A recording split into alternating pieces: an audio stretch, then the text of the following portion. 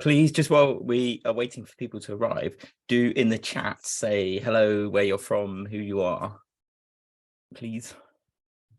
We'll give people just another minute to arrive.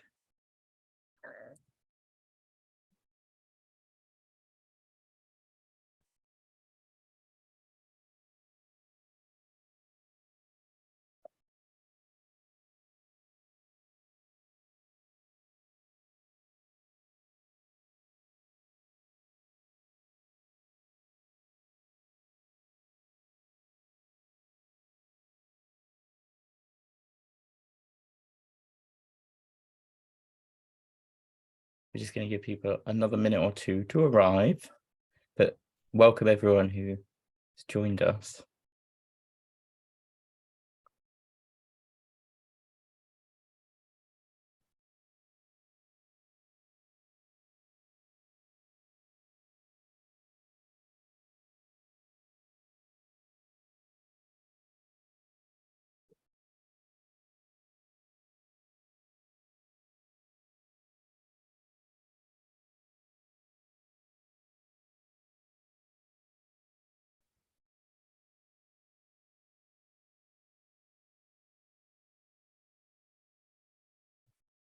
Okay.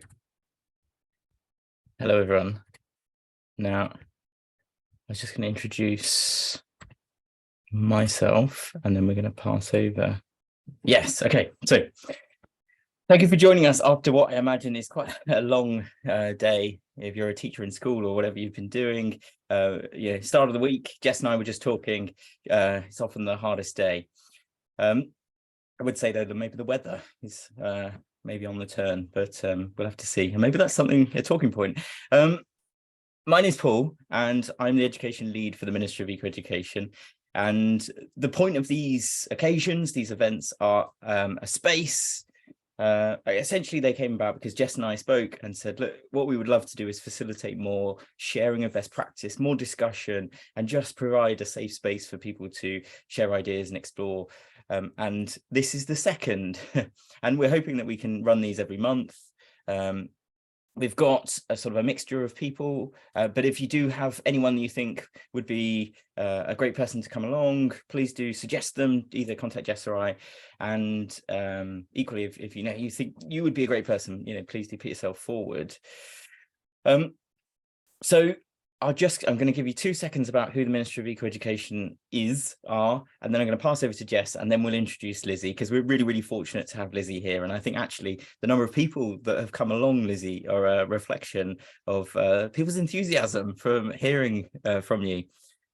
So I'll just share quickly one screen that will give people an idea of who and what we are. Apologies, I am in a slight confused about screens. Here we are. Okay. So the project I'm involved with is called the Ministry of Eco-Education. Essentially what we've done is tried to save teachers time and energy by finding all of the amazing resources and opportunities that already exist for schools around sustainability and climate change. And we've essentially taken the time to find them all. Partly that's through connections that the funding organisation Ecotricity provides in terms of the connections with other environmental organizations. And we've weaved those resources and opportunities into curriculum aligned lessons that schools can access for free. And what we've also done is try to rationalize all of the opportunities around whole school approaches as well, and put that into a logical journey as well to help schools. And this is something that we're kind of growing and developing, and it's crowd fund sourced in the sense that we are kind of taking feedback and advice and sharing best practice from other schools and all those sorts of things. So if that's something that may be of interest to people, please do get in touch. I'm going to hand over to Jess. Yeah, thank you, Paul. Great to be here. And yeah, this is a lovely collaboration. So we're really pleased to be part of this. So I'm Jess, and for those of you who don't know me, I run the UK Schools Sustainability Network, which is hosted by the environmental charity Global Action Plan, where I'm head of youth networks. Yeah, there's our details. I'll put the link tree, I think I put the link tree in the chat, I'll put it in again, which has various links to our socials and website and so forth.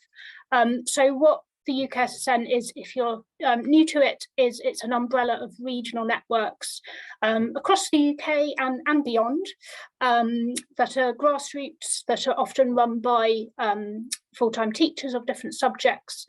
And the idea is that they bring together pupils, but also teaching staff, and we've also got an operations group across the UK now as well, which is brilliant for school business leaders.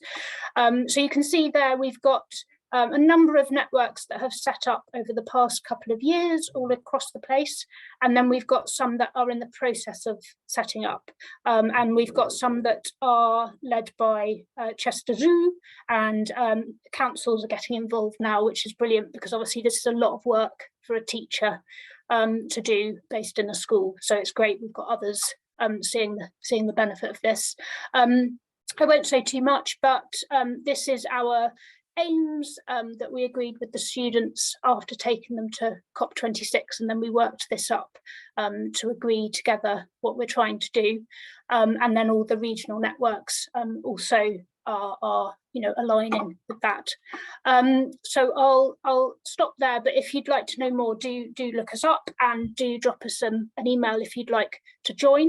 You can join your regional network if there is one. Maybe you might want to set one up, and then you can join in with our UKSSN stuff as well. So we have things for teachers, and then we have campaigns and projects that the students work on together, and they get involved in speaking on podcasts and events, and all trying to influence the sector and collaborate and connect and share together so that we're stronger together. Cool, Jess, thank you. So I'm just gonna, Lizzie, we want to keep this as informal as possible, but I am going to introduce you. So Lizzie, I'm sure everyone has heard of Lizzie and the things you've been doing, but just to sort of mention it, you are head of the Department of Curriculum, Pedagogy and Assessment at the IOE UCL, and also you're kind of really actively involved in this much anticipated, the Centre of Climate Change and Sustainability Education, which I know is schools across the country, teachers can't wait to find out more and to kind of get involved. So I'm going to throw it over to you, Lizzie. Thank you so much, Paul. Thank you, Jess, and thank you everybody for joining. It's a real pleasure to have the opportunity to learn with you and talk with you today. I'm going to keep it, I will share some slides in a second, but I will try and keep this as kind of collaborative and discursive as possible, because I really want to learn from your practice and your ideas as much as share some insights. As Paul has said, yes, I'm based at IOE, leading the research of UCL's Centre for Climate Change and Sustainability Education, and I am a geographer at heart, a geography teacher at heart. That was my starting point in working in education, and I was at King's College London before IOE, where I led the PGC in geography. So not so long ago that I was very regularly in classrooms, and so, yeah, really, really grateful to be with you all today. I should also say very much that the work that I'm going to share and present today is completely a collaborative effort. I am speaking on behalf of a huge range of collaborators, not least my colleague and collaborator, Dr. Linda Dunlop, who's at the University of York. So she and I have led the work that I'll talk about today, but a great cast of colleagues involved. So really, I'm just presenting on their behalf. So I'll just get my screen up. I do present mode.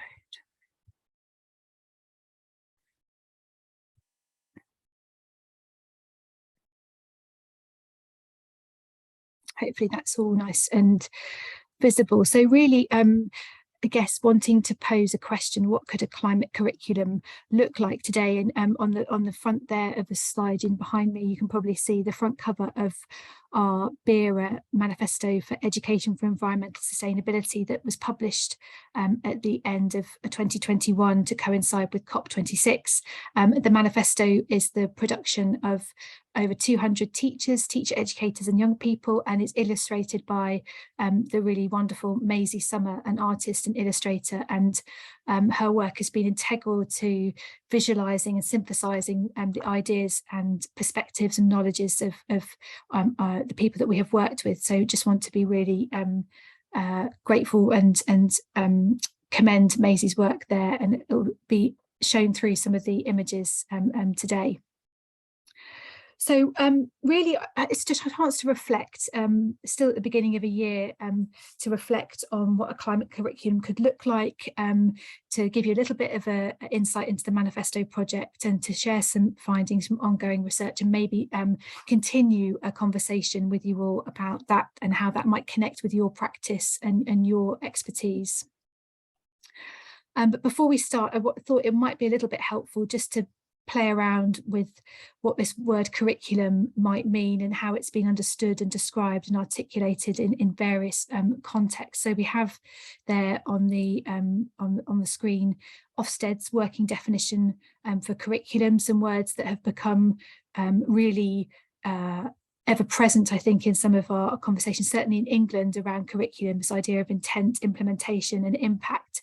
And certainly over the last 10 years or so, I think curriculum has become at the forefront of many conversations. And I don't say that that's a bad or a good thing, it's just a thing. But certainly there's a particular view of what a curriculum is from very much an English perspective.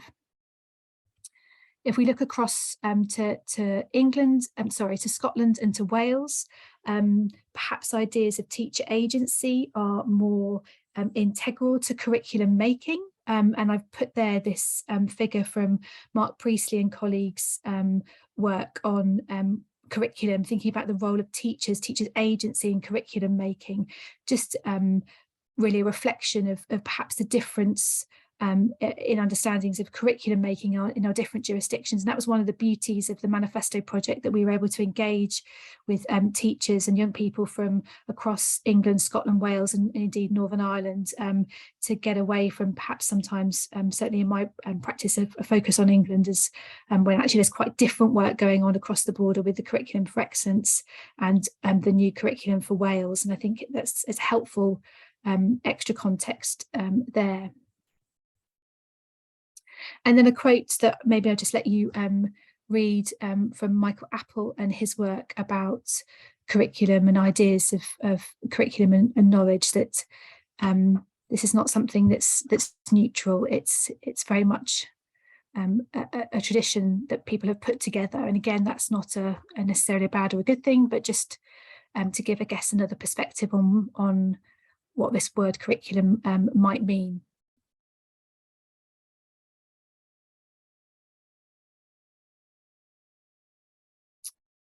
And just to give a little bit of an overview of the manifesto and the BERA Research Commission. So this was a project that took place over the course of 2021, really wanting to explore the questions about where we were for environmental sustainability at that point, before the Department for Education strategy for sustainability and climate change was launched, exploring where we would like to be in this space and some of the key barriers. And Maisie Summer is pictured there in her self-portrait, really drawing on arts-based approaches and futures-focused workshops to generate spaces that were as inclusive and co-creative as possible, and intentionally drawing together teachers with young people and teacher educators so we could have those conversations across generations to explore these ideas together. And just to spotlight some of the partners and colleagues that were involved in that work. So, as I said, this was very much an endeavour that we wanted to take across the 4 jurisdictions of the UK, and so we drew on expertise from the Centre of Alternative Technology in Wales, from colleagues in Strathclyde University, particularly Jane Essex and her expertise in working with young people with additional learning needs, and then other colleagues from across England and Northern Ireland.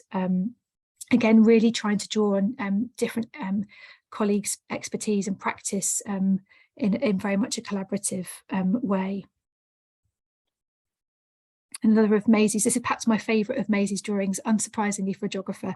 Who doesn't love a map? But just to give a visual representation of some of the spaces that we were working in to bring together ideas. Very much these workshops happened during the pandemic, and so that was part of the restrictions that we were working within. But I think, as with this kind of event, actually an online tea time space actually in some ways was more inclusive in providing a range of opportunities for people to engage and contribute their ideas, and we need to think about, I guess, the balances and the challenges and affordances of bringing people together. Obviously it's wonderful to be together in person, but then thinking about other opportunities that the online space provides.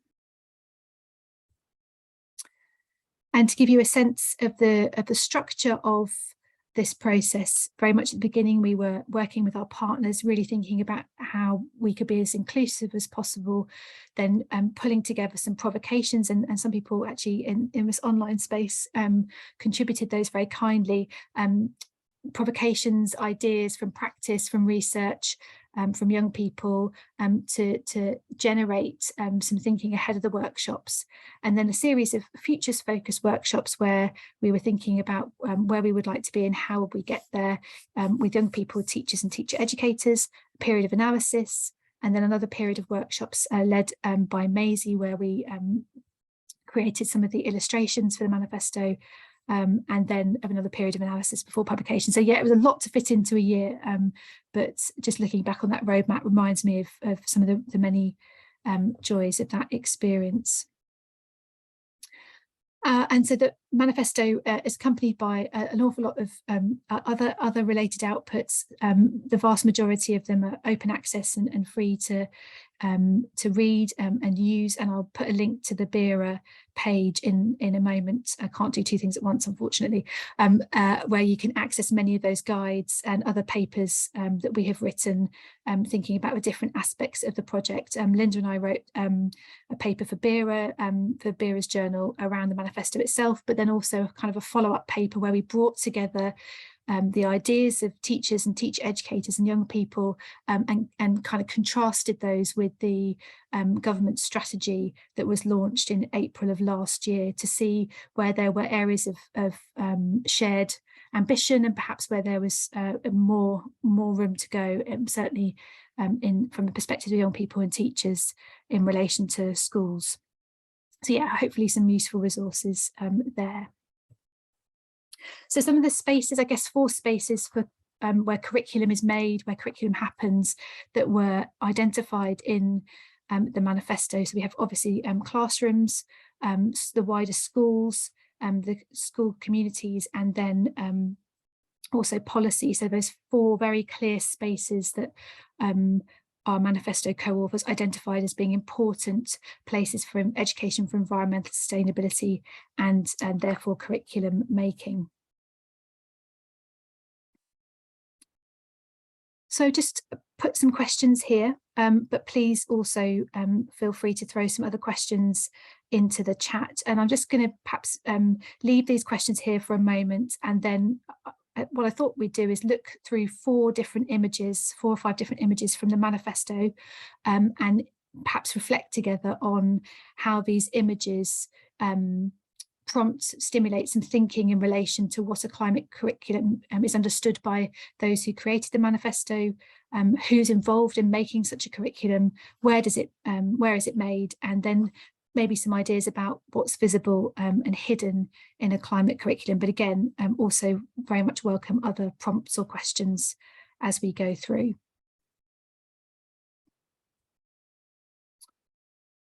So here we have our image of the climate, or a classroom for education for environmental sustainability, but a classroom where the climate curriculum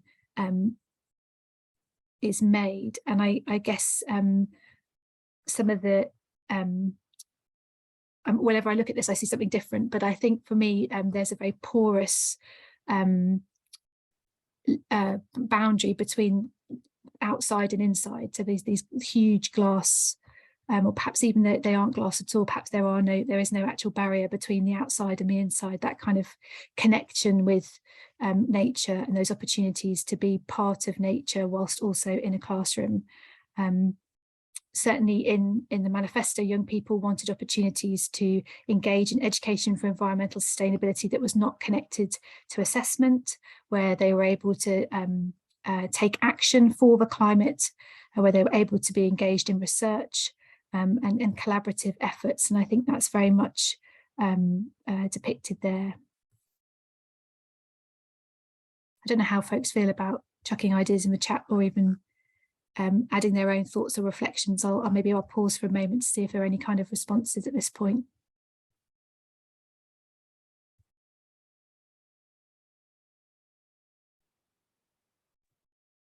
Lizzie, I was going to throw in an idea. I wonder about, is that then also about the school estate and how the massive financial cost of the current school estate. So there's these awesome ideas of what schools could look like, and I'm sure some of it with very practical thinking actually could happen realistically in terms of adapting and retrofitting and these sorts of things. But and also just that idea that this is so far from what some teachers are comfortable with, and how we bridge that. In my mind, there's the financial thing, but also then the practicalities of how that then changes what people believe teaching is. So please sorry Lizzie, I was going to say, yeah, please do throw in other ideas. It might be that the chat's a good place to start, and then we can, by all means, if you're happy to come on video. Yeah, no, I totally take those points, Paul, and there is a real tension between imagining the future that we want to see, but also responding to the immediate reality and the constraints that schools are under in terms of time, resource, infrastructure. Not all schools will have anywhere near the grounds or the opportunities in this way, and that's not to say that they can't make a really, they can't be engaged in this in a similar way. It's just, yeah, there's an element of wanting to be optimistic, but and hopeful, I think, here. And certainly that was the energy that young people and teachers brought to this, was that aspect of hope, which I think is really important. Who is involved? Catherine says, we see teachers and young people, a range of ethnic backgrounds, physical abilities. It's a very inclusive image. Not sure this always happens, but it's hopeful to visualize it. Yeah, thank you, Catherine. I think that's absolutely wanting to be explicit there about the range of perspectives and ideas and knowledge that are needed in order to enact change. Lizzie, there is a question as well from Karen, just a couple of comments above. Perfect, sorry, my bad.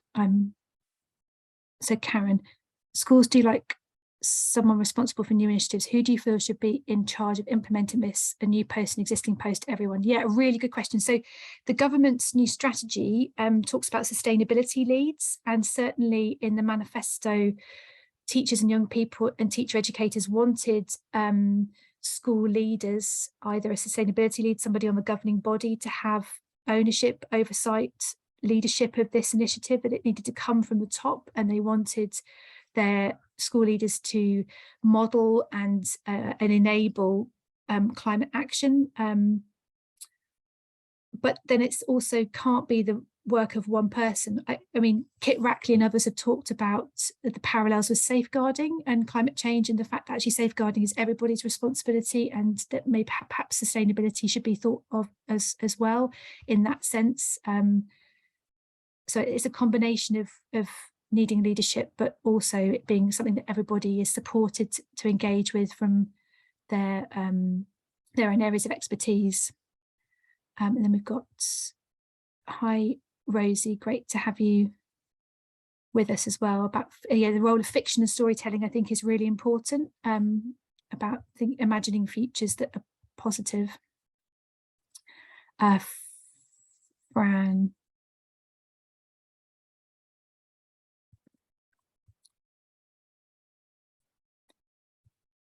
Identifying knowledge gaps and providing time to work towards it. Yeah, absolutely. That's key. time and resource. Curriculum change must presumably rest on a solid foundation of climate ecological literacy for all. Yes, and certainly in the work of our centre, it's about thinking through the potential of different subjects and disciplines to bring that together, so that we can draw on the disciplinary knowledge and expertise of English, of art, of music, as well as science and geography. And I speak as a former geography teacher. They're really, really important foundational subjects, but we also need to think about the disciplinary knowledge and contribution of all school subjects if we're really going to tackle this. Yeah, and carbon literacy, eco teams.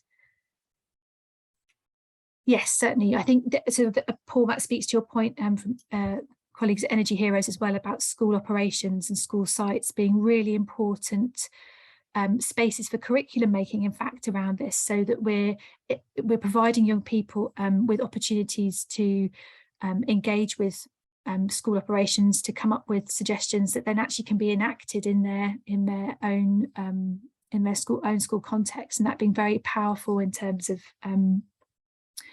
their learning. Lizzie, I was just going to say on the carbon literacy point, because I spoke to your colleague Alison last week about the CPD that you're currently working on for all teaching staff, all staff hopefully, and then subject specific as a sort of trial.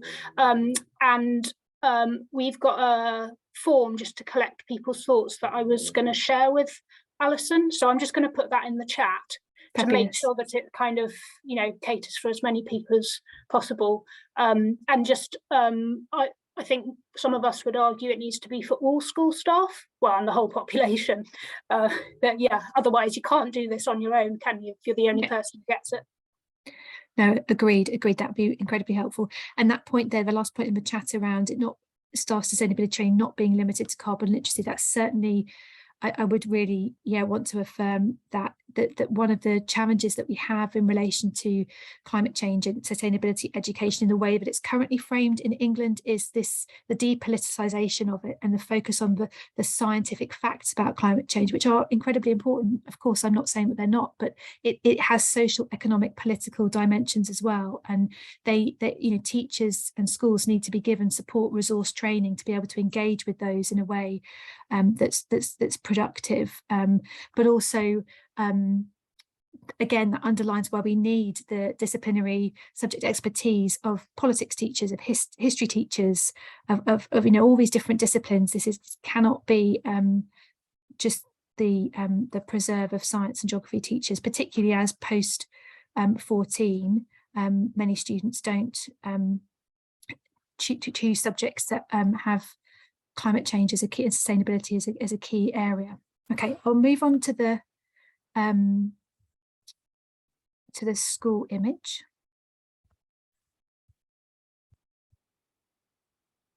Again, this, I guess, moves into a different space in terms of the work, and it kind of picks up on those points that we've already started to discuss around school operations, ideas about transport, energy, as well as and other school purchasing decisions. And that was a key call in the manifesto, that young people and teachers wanted sustainable choices to be really straightforward, available choices in their school context, whether that was in their canteen, whether that was around classroom resources, whether that was around transport, energy use, school grounds. Actually, it was about learning and living sustainably, and that being very much part of school life. And there are some, I think, some real opportunities to connect those priorities with current constraints. So, we have huge challenges posed by energy costs, and I appreciate it's not simple to retrofit schools, but if that's the mechanism to drive forward change in this area, then actually lowering energy costs can also be combined with sustainable priorities. And so I'm really hopeful that could be at least a short-term way to address, or at least engage, different areas of school.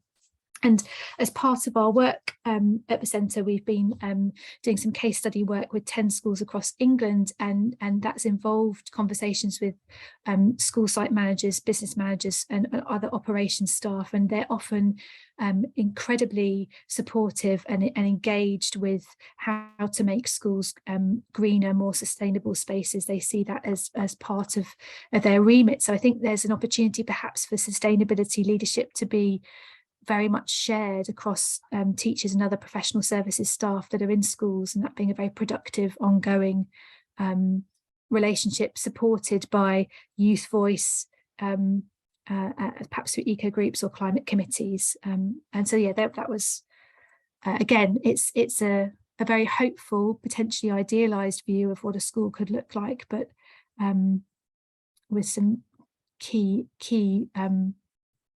areas for action, I think, there. I'll just check the chat again. Sorry, I'm not good at doing things at once. Yeah, Paul, so you read the manifesto before. So with the next space is communities. So teeing me up very nicely here. Absolutely. I mean, our participants understood schools as community hubs for sustainability, for learning and living sustainably. But I just wanted to touch on this image before we get to communities, because I think one of the themes and the ideas that came through in the manifesto were, you know, a real desire for opportunities to develop nature connection and acknowledgement of the value and the importance of more than human species and worlds. And I think that's reflected very much in this image there. Absolutely, this is a site of learning. One might speculate on whether it's a biology or a geography bit of fieldwork going on in this space. But I think, you know, again, there is opportunity in the government strategy with the National Nature Education Parks. I think is the new initiative that's being spearheaded by the Natural History Museum. There is some sense there that of connection between this real desire with teachers and young people to have opportunities to learn in and with and for nature, as well as about it, which again I think is hopeful. And then, yeah, so absolutely the next level out from classrooms and schools is community, seeing schools as sites for community learning and action and collaboration around sustainability. So whether that's through other community groups using the school sites, or partners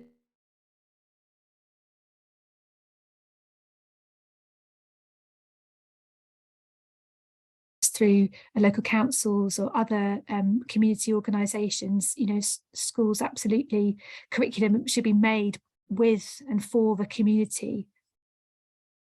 Oh, I hope you can all still hear me. It's saying my... You cut out briefly. Oh, then you came back and you've gone. Oh, am I back? You're back now. You cut out very briefly. Okay, amazing. Apologies.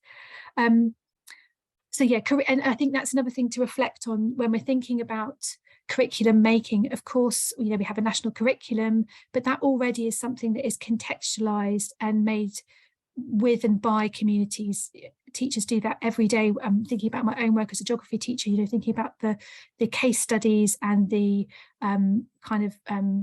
the work that we would do to make that really meaningful for our particular school community. And absolutely, this is something that needs to be continued through education for environmental sustainability, drawing on those examples and ideas that particularly resonate for a school community. I'll just check the chat. Think about gardening is usually seen as therapeutic activity in schools, but also could be framed as a way to develop leadership skills and clever. Absolutely, yeah. I mean, I appreciate that schools are not all going to have those opportunities to have a community garden, but I would hope there would be some opportunity for some sort of, even if it's a window box type growing initiative, that could be something that could develop capabilities and leadership potential for young people, and seeing it very much as part of that kind of eco activity that develops capability and skills to act for the environment, as well as, again, learning about the environment. And then if we look at maybe our last space, which was, I didn't even put the image up, I'm so sorry. So our last space is around policy. So, and perhaps because it's an image in the manifesto that doesn't, it was really hard to illustrate, I think. And so Maisie chose an image of a phone because young people and teachers really wanted at that point when the manifesto was written for education for environmental sustainability to be seen as a priority. And I think although I have written and perhaps been a little bit critical of the strategy that was published last year, we at least have a strategy. We have a renewed focus, emphasis and attention on education and the role that it plays in responding to the climate and environmental crises. Certainly felt that last year after COP in Glasgow, moving into 2022 with a strategy, and felt some real energy last year. I think, yeah, maybe that energy needs to be returned and restored to this issue, perhaps from some of our leaders. But policy is a very, very important space for curriculum making, and so I think it's important that that space is acknowledged and engaged with. Great. So I had some kind of ideas in response. I think some of the ideas that we've sort of started to actually talk about around these ideas of teacher agency, the role of school leadership, ideas around pedagogies that respond to the emotions that are connected with this kind of space and work. And I might take us back to those questions just as a little bit of a refresher about what do we understand a climate curriculum to be, who do we want to have making that curriculum, where should that curriculum be made, and what are the opportunities, I guess, potentially for a hidden climate curriculum to be made more visible within the resource, the time constraints that we all experience at the moment.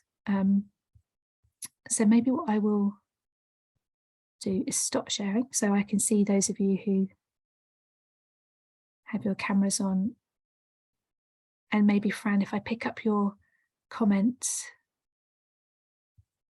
I think time certainly was one of the most significant barriers that teachers and teacher educators and young people shared with us in the manifesto. Absolutely, time to make these connections, both having enough time to actually have the conversations, but people spending time in places and developing these things over a long period of time. I know from some of the conversations I've had with those of you who've been working in this space for a huge amount of time, sustaining that energy and enthusiasm over a long period of time is really challenging.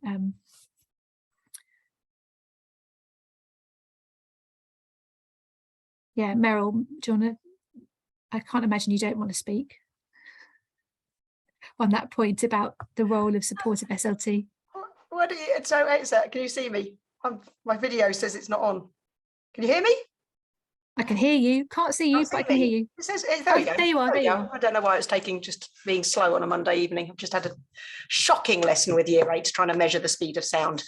One of them ended up rugby tackling one of the other ones, and they ended up in a squishy pile of apple mess, which was kind of entertaining. Anyway, back to the real world, because I'm teaching the curriculum here and have to teach the curriculum. It's part of my job. I'm a member of a state school in northeast England, so it's so most of my day is taken up with doing the curriculum. And I've had 2 different head teachers in the last 15 years of teaching, and I would suggest that none of them, I've had 3 actually in 15 years, and none of them have been at all enthusiastic about doing lots of environmental action until the one we've just got, and she's okay, but there's so many different things going on in a head teacher's world and she doesn't really get the big picture that we're actually heading towards a climate crisis. So I've got my year 5s who are going to be looking at sea level rises of 0.5 metre, and storms and everything. So, you know, there's a dissociation. I know that there's amazing schools. John Patterson, who works with St Vincent's in Liverpool, head teacher, pushing through change a million miles an hour. It's amazing to watch. But then there's me from the chalk face pushing and making a difference. I feel like I have made a difference, but it's exhausting without having the support. So how can we get SLT to actually take charge of this and do the role that they're meant to do, which is, you know, safeguarding our children for the future? Any ideas gratefully received.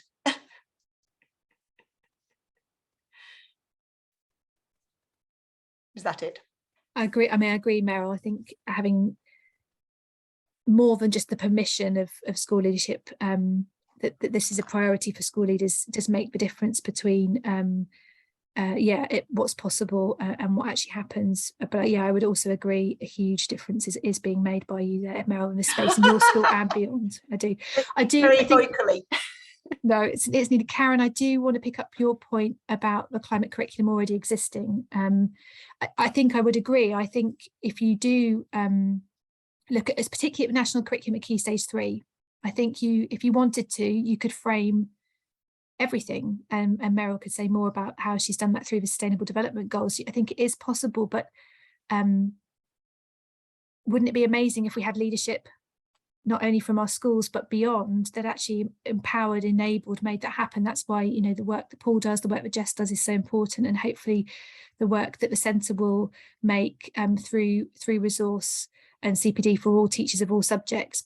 But you know, it's a little bit of a frustration. This should be there. This should be the priority. We shouldn't have to have individual teachers figuring this out from first principles. They should be supported to take their subject expertise, their local context, meeting the needs of their particular communities with this there. That would be my sense. It's the struggle finding it, you know, making it visible.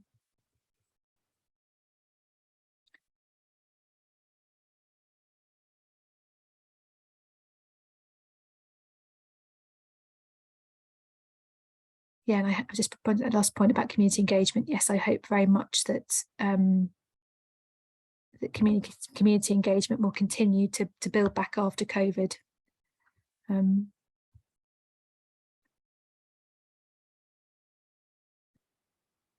Great.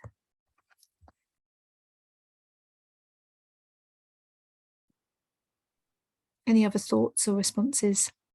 Lizzie, I know it's maybe a difficult one to push you on, but in terms of that political will and change, like that understanding of how much needs to come from the top down and how much can be happening from the bottom up, and maybe it's some sort of balanced, happy medium, but also, I guess, my perception is that maybe you are having conversations with government departments and things. If the political will isn't there at the moment, or maybe there is, can we make this happen without needing political change? Where does that all sit? I think, I mean, well, maybe I won't frame it as it, to be fair. I think if we think about the amount of change and disruption that's happened in the Department for Education over the last year, we can probably figure out why there isn't certainly consistent energy behind this. We just had so much change in terms of minister to minister to minister in terms of explaining the rationale. When the strategy was launched in April of last year, and I think it was Nadeem Zahawi who was Secretary of State for Education at that point, I felt there was some energy and impetus there, but I feel my perspective is that we're, you know, having to explain and make the case for it every time, and that leaves me frustrated that we're having to, certainly from my perspective, having to advocate for the role of education and the fundamental role that education has in this. I look across the border to Scotland and Wales with more hope. Certainly Fran picking up the curriculum change in Wales provides the scope and the support and the impetus, but Curriculum for Excellence in Scotland has been around for a long time now, and we still see in some of the research around that's based in Scotland that yes, sustainability is far more integrated, particularly in initial teacher education, where I would argue is such a missed opportunity for teachers in England. I think every teacher who goes through teacher education, regardless of their subject, needs to have that support and engagement. But even when that's there, it's still it's still patchy. And I think that, you know, some of the participants in the manifesto were very much wanting to have sustainability as part of an Ofsted criteria inspection framework, but I worry then that then it becomes a tick box, in the same way that, you know, we'll have a display for British values, or let's have our sustainability display. So it's a tricky one. There isn't an easy solution, otherwise we wouldn't be in this mess, right? But I feel that it needs change at all those different levels and spaces. Kim, you've got your hand up. Hi, thanks. Yeah, really interesting set of ideas. There was a Twitter thread the other day by George Monbiot questioning education, and a whole load of sort of things that were missing from education if we're going to move to a sustainable future. In his view, he was just testing it out, and a lot of the people who responded were saying about how the problem is just too much in the curriculum, and that because it's all assessed, everybody's totally focused on that, and there's Ofsted and Ofqual and all the rest of it. And I did wonder at that point whether there is a role for universities here to say, actually, we're going to put slightly less emphasis on grades and start looking for something else in the students that we're going to be taking. Because really that whole pressure on schools comes from universities, because that's why schools are doing it. You know, if kids could take 2 fewer GCSEs, or, you know, they just don't have enough time to explore things they want. And you said earlier on that the kids wanted to do things that were not assessed. And I think this is going to be an issue with the new GCSE in natural history, is the assessment actually going to sort of suck some of the enjoyment out of it. And I expect a lot of kids will do it as an extracurricular subject and then not do the exam, which would be fine as far as I can see. Anyway, I do think there's a role there for universities, and there's a problem with assessment.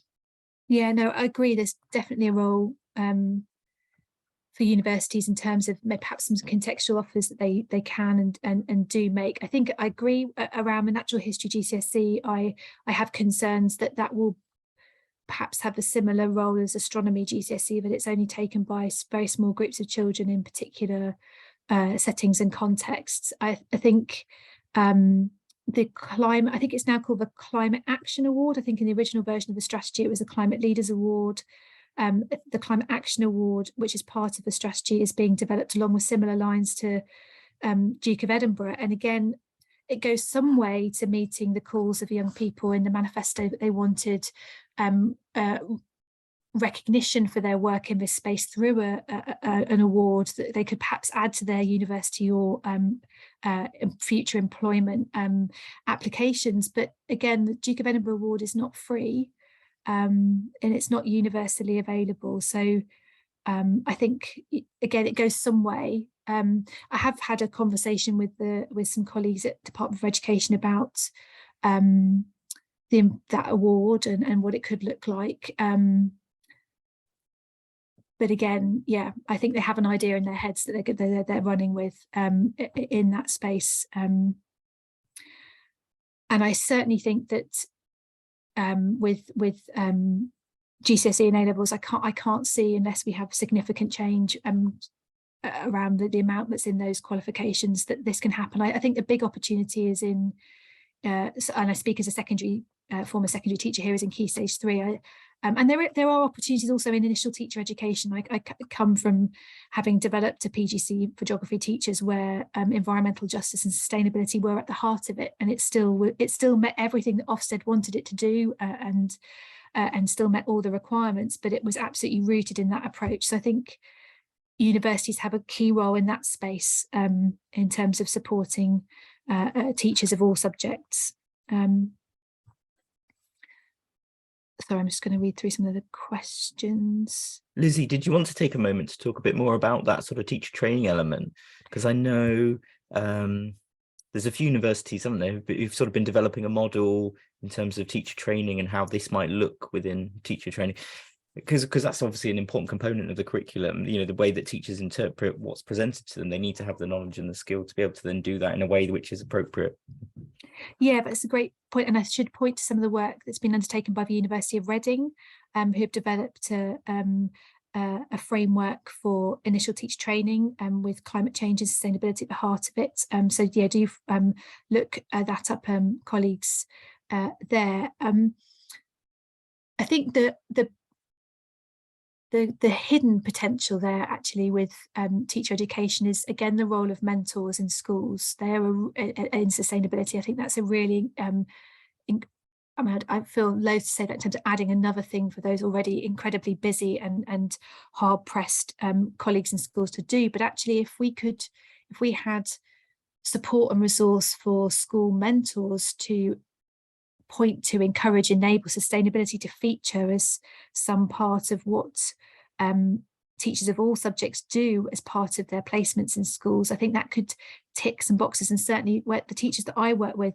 there were some more obvious overlaps, for example, in the subject of geography, but I try to encourage the trainees and the mentors that I work with to think through contributing to an eco club or a climate committee as part of their wider engagement in schools that would be support their progression across the teacher standards or the five areas as they are now. So again, it's back to Karen's earlier point about, I think this stuff is there, but it's very hidden and it requires support, resource, time, and the drive to drag this out sometimes. Sometimes it's quite visible, it's about elevating it, but sometimes it felt like I was, trying to drag out the permission to implement climate change and sustainability as a focus because it demonstrated tolerance and respect.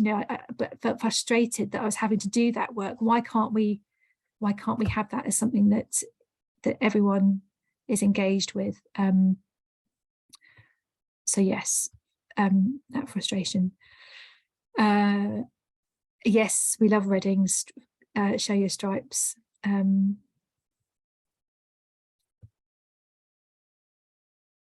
Yeah, so I think teacher education is a really important space. I know we've got colleagues here in the online webinar who are contributing to the Centre's professional development, and I think that has to. I think the way that we're thinking through that professional development is, yes, there's clearly knowledge and understanding that we want to share, but it's also about continuing to support collaboration and networking, as Paul and Jess, your work is very, very important in doing, until we get to a space where this genuinely is understood as a key part of the purpose of education, educating for environmental sustainability. I don't think that's yet at the heart of what education is for many of us. Kim, sorry, is that a hand up again, or is that a legacy? Yeah, sorry, since nobody else is butting in. Yeah, I'm a governor on a skit, and I think there's some challenges there because obviously teachers are primarily being trained within schools, and schools that are not necessarily doing anything on sustainability and climate. And so then kind of, I always think it's a problem anyway, in many ways, that approach to training teachers, because they're missing out on some of the new stuff. But certainly they're missing out on any sort of engagement with sustainability. And the whole sort of skit scene is being completely disrupted at the moment because they've sort of taken away the accreditation for lots of them, and now it's being aggregated into lots of big skits. Who are then mopping up all the small ones. And so that in some ways is quite an opportunity, because then you've got sort of fewer people to deal with. That if you could, if we could get sustainability in there somehow, in those, this is quite a sort of opportune moment to do that. Although they're becoming much more streamlined, shall we say. But it is another example of the kind of the disruption that the education sector's had to respond to in a very short space of time, that squeezes out energy and opportunities for this kind of work. Yeah, I could be more critical, but I'm being recorded, so I'll try and temper my critique. Jess. I was just, Kim reminded me of mentioning being a governor of the National Governance Association has been doing really good work led by Emma Knights, and they had a youth panel at their recent annual conference on climate and sustainability, and there's really good guidance I know lots of people here already know about. And then also, little plug, we've got a workshop session at the Association of School and College Leaders annual conference on March the 11th, which I think is the first time they've ever had climate and sustainability on the agenda. So if you know SLT going, or if you're going, then do sign up, because I think we have to have a minimum number of sign-ups. I'll put the link in the chat in a minute.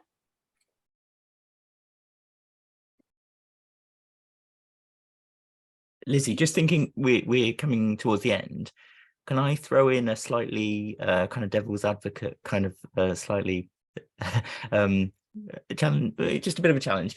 So, because Meryl and I have spoken about this as well, actually, and I'm sure other people have, just the idea that the pace of change in the world is so fast, and the change in terms of the education system and curriculum seems to be a sort of snail, if it's even a snail. Glacial. Yeah, glacial. And just that, if, you know, this is again hypothetical, if the changes we see within society begin to change more rapidly, are we then in a situation where we're playing catch up, or are we in a situation where we're going to need suddenly something different? Because you know we've got the work of Jem Bendel, you know, these ideas of quite dramatic worlds that we could be living in, and then where does that sit within education? You know, is that something that's being considered, or is that kind of a bit, you know, off in the distance, too far? I mean, I guess I can speak for myself that I guess that's kind of the one of the values of working with arts-based collaborators and expertise, that actually you can keep those,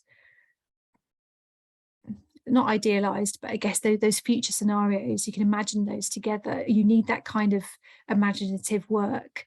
But I also then think about the day-to-day challenge and grind that we all experience in our different contexts that kind of prevent us from engaging in that kind of looking forward. I think, yeah, I mean, I think we do need a substantial shift, but I also think that those little shifts are happening every day in classrooms up and down the country. It's about how we connect those and use those to really uplift what's already there. I think the changes are happening, but it's kind of bringing it all together, and I think that's been made even more difficult with COVID, and then with the other kind of challenges that we're facing. Yeah. Not a very good answer, but a very interesting question.